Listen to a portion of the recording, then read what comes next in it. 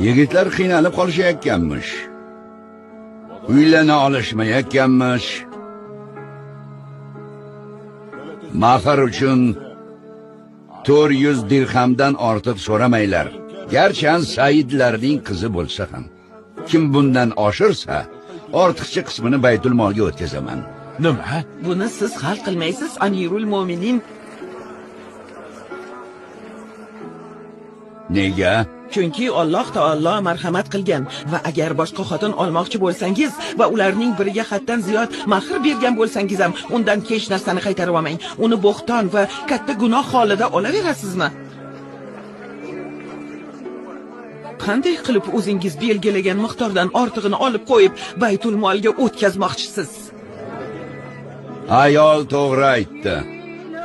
Erkak adashdi. Allohim o'zing kechir. Barcha odam Umardan bilimliroq. Haloyiq, quloq solinglar. Gapimni qaytarib olaman. Kim ko'ngli tusagancha mahr bermoqchi bo'lsa, beraversin.